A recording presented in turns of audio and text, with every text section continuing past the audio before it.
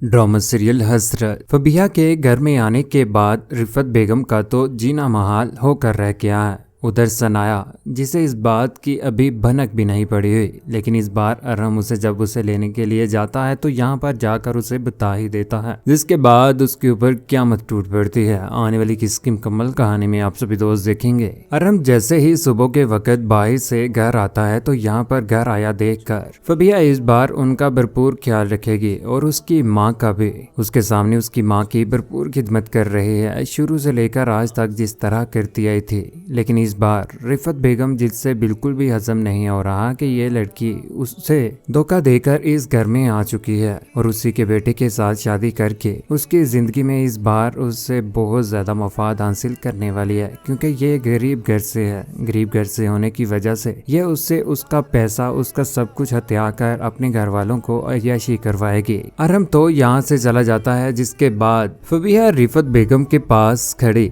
बोल ही पड़ती है। कहती है कि अरहम ने ही निकाह का फैसला किया था, उनकी खुशी है। कभी कभी इंसान का अपना किया ही उसकी गले की हड्डी बन जाता है और आपके साथ भी शायद वही हुआ है। अगर मैं इस घर में आ गई हूँ तो ऐसा ना हो कि आपके साथ भी मैं कुछ बुरा कर दूं। उसकी ये बात सुनने के बाद यहाँ पर रिफत बेगम का मुंह खुला का खुला रह जाता है कि आज फबीहा किस तरह की बातें कर रही है। फबीहा को तो कभी भी उन्होंने इस तरह की बातें करता तो सुना ही नहीं था। शुरू से लेकर आज तक इंसुलिन लगानी, नाश्ता, यहाँ तक के जूस, सब कुछ उसकी पूरी की पूरी खिदमत करनी, सर दबाना, इसी फबीहा का काम हुआ करता था। लेकिन आज वाली फबीहा तो गरूर में डूबी हुई है, क्योंकि फबीहा को इस बात का पूरा यकीन है कि अरहम उसके साथ कभी भी इस बार धोखा करने वाला नहीं है। जिस तरह से वो रोती हुई घर से बाहर निकाली गई थी, उसके बाद उसने जिस तरह से निकाह किया, आज उसकी माँ और बहन अगर फबीहा के खिलाफ भी होंगे तो वो फबीहा के पास खड़ा हो जाएगा।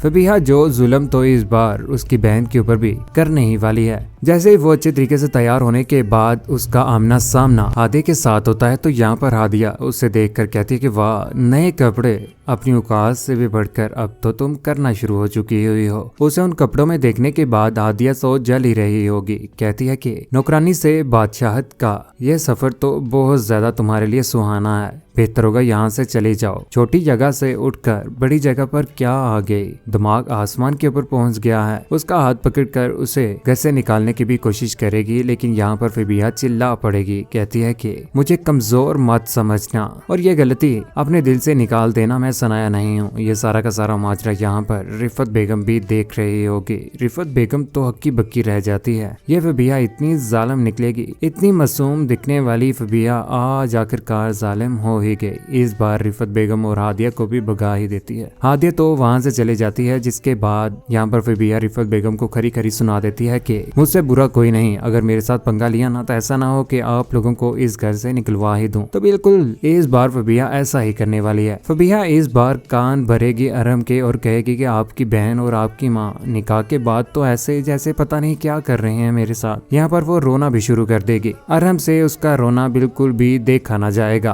अरहम इस बार अपनी माँ और अपनी बहन के ऊपर इस बार टूटने वाला और हादिया को कहता है कि जितनी जल्दी हो सके अपना बिस्तर गोल करो और यहाँ से चले जाओ, इसी में तुम्हारी बेहतरी है। मैं अपने घर में किसी किस्म की कोई भी लड़ाई नहीं डालना चाहता। उधर हादिया अपनी माँ के पास खड़ी इस बार फैसला कर लेते हैं कि वो जितनी जल्दी हो सके सनाया और बच्चों को इस घर में लेकर आया जाए। ऐसा ना हो कि ये फबीहा इस घर के ऊपर भी अपना हुक्म जमा कर बैठ जाए और सनाया भाभी को भी जलील और रुस्वा और उन बच्चों को भी जलील और रुस्वा करके छोड़ दे। अरहम जो बिल्कुल उदास होकर रह चुका है, जैसे ही ऑफिस से घर वापिस आता है तो इस बार उसने फैसला कर लिया है कि वो सनाया को लेने के लिए चला जाएगा। उधर रात के वक्त जैसे ही सनाया परेशान होती है तो वो अकेली हरीम के पास बैठी हुई परेशान आंखों में आंसू लिए हुए यहाँ पर अपनी बेटी को खामोश करवाने की कोशिश कर रही है, क्योंकि हरीम इस बार बोल पड़ती कहती है कि हादी कह रहा था कि अब हमें कभी भी बाबा लेने के लिए नहीं आएंगे। नहीं बेटा, वो बहुत जल्द आएंगे, देख लेना, कुछ ही दिन के बाद वो आप लोगों को लेने के लिए आ जाएंगे। यहाँ पर अपनी बेटी को गले लगा लेती है और कहती है कि हरीम आपको परेशान होने की बिल्कुल भी जरूरत नहीं है बेटा, देख लेना बाबा आपके जल्द अज जल्द आ जाएंगे। बेटी को तो सुला ही देती है, जिसके बाद बाहर सर पकड़कर परेशान अकेली सोचों में गुम है कि यहाँ पर उसकी माँ पहुँच जाती है। आकर कहती है कि तुम्हारी फैसले का ना बच्चों की शख्सियत के ऊपर बुरा असर पड़ रहा है। बेहतरी इसी में है कि जितनी जल्दी हो सके हरीम और हादी को यहाँ से लेकर अपने घर में चले जाओ, क्योंकि यहाँ पर आपका भाई जुनेद भी देखो ना तरह तरह की बातें अब करने पर मजबूर हो चुका हुआ है। बेहतरी इसी में है कि तुम्हारा घर वही है, ऐसा ना हो कि अरम कोई गलत कदम उठा ले और फबीहा जो है वो उस घर में आकर चौधरानी बन जाए, क्योंकि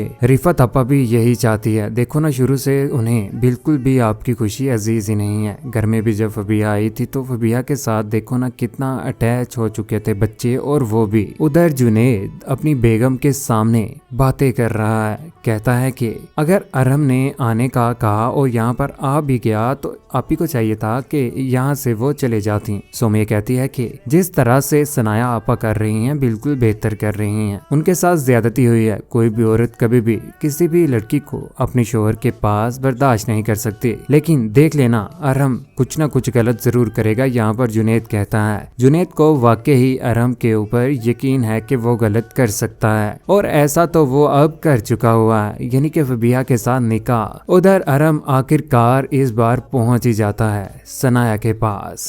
सनाया के पास जाकर कहता है कि सनाया मैं यहाँ पर तुम्हें लेने के लिए आया हूँ, बेहतरी इसी में है कि तुम मेरे साथ चलो। यहाँ पर भटका परेशान इस बार जैसे ही सनाया को देखता है तो दोबारा से उसकी मोहब्बत सनाया के लिए जाग जाती है और अपने बच्चों को भी लेने के लिए इस बार तैयार बैठा हुआ है। इस बार सनाया ने भी आखिरकार शर्त रख ही दी। सनाया कहती है कि ठीक है मैं आपके साथ जाने के लिए तैयार हूँ, मैं सब कुछ बुलाकर आपके साथ चली जाऊंगी। मेरी एक शर्त है। कैसी शर्त है? अंदर कमरे में चला जाता है। कमरे में जाकर जहाँ पर जुनेद, सोमिया और उसकी माँ भी मौजूद होती है, जहाँ पर सबके सामने इस बार सनाया कह देती है कि हादी के सर के ऊपर हाथ रखे कसम खाएं कि आज के बाद कभी भी फबीहा से ना मिलेंगे और ना ही उसके साथ कोई ताल्लुक रखेंगे। उधर हादी अपने बाबा को आया देख कर कहता है कि बाबा जान आप आज हमें लेकर चले जाएं प्लीज, हमने जाना है, हमने यहाँ पर नहीं रहना, हमने आपके साथ जाना है। लेकिन अरम भी इस बार सभी लोगों के सामने बता ही देगा कि मैंने फबीहा के साथ निकाह कर लिया है। ये बात सुनने के बाद यहाँ पर सनाया के ऊपर तो कयामत टूट जाएगी। सनाया जिसने इस बार सोच रखा है कि वो कभी भी अब अरम के साथ नहीं जाएगी। उधर घर में ज्यादा देर टिकने के बाद जुनेद और सोमिया भी तंग आखिरकार आ ही जाएंगे इन बच्चों और सोमिया से भी। बहुत जल्द सनाया घर में वापस तो चले जाएगी, लेकिन जब घर में वापस जाएगी तो यहाँ पर फबीहा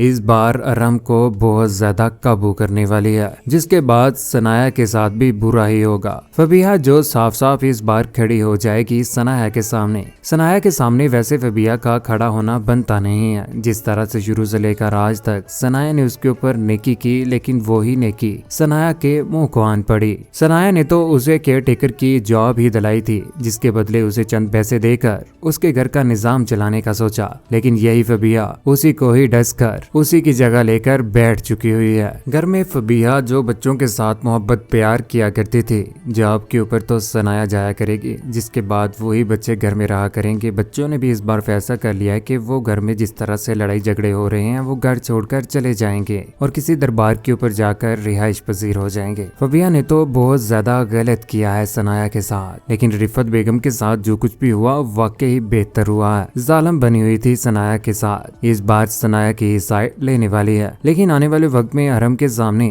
फबीहा की वही हकीकत आने वाली है कि फबीहा किस तरह की है। फबीहा जो उसकी माँ और बच्चों और उसकी बीवी के ऊपर भी जुल्म करेगी और इस बार चिल्ला पड़ेगी अरम के ऊपर भी। बहुत जल्द इसका भी बुरा अंजाम होने जा रहा है। आखिर इंसान की हजरतें तो खत्म ही नहीं होती। फबीहा के पास आज शोहर तो अमीर आ गया, इस बार और ज्यादा उसकी हसरतें बढ़ चुकी हैं। फबीहा और अरम के ऊपर किसको ज्यादा गुस्सा है और रिफत बेगम के साथ जो कुछ भी हुआ आपका क्या कहना है? नीचे मैसेज में अपनी मोहब्बत भरी राय का एहसास जरूर कीजिएगा।